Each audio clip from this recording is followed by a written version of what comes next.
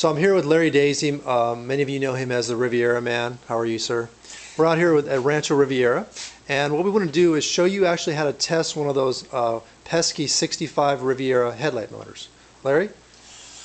What we're going to do is get a good steady vise or something that you can work with, because you're going to create pressure.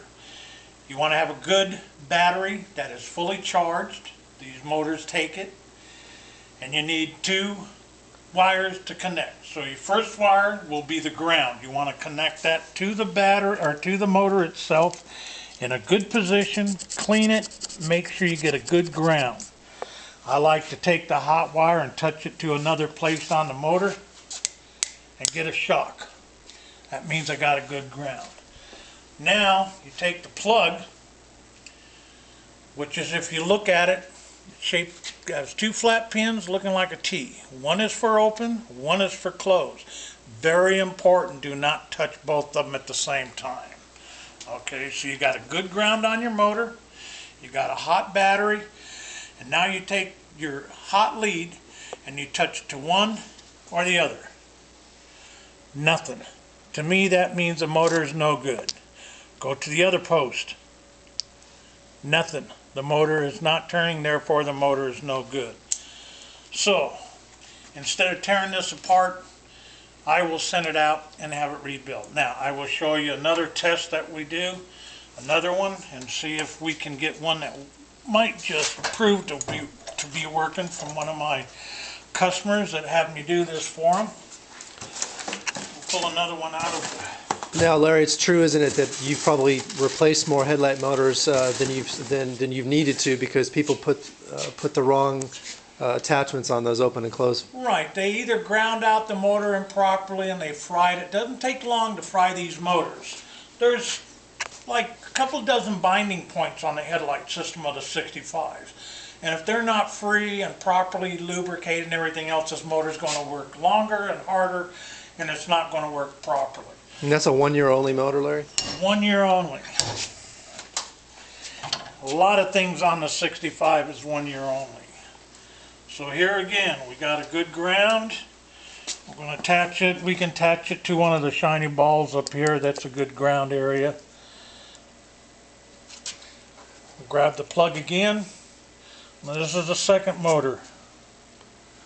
Nothing. Aha!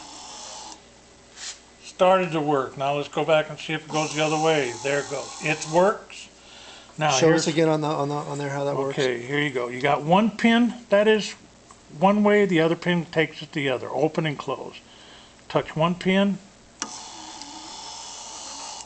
That motor's working. Quite a bit of torque there, huh? A lot of torque. Put it in a neutral position. Let's rearrange my ground so I can check and see how much strength this motor has got. Make sure I got a good ground. Good ground. Now, connect the pin.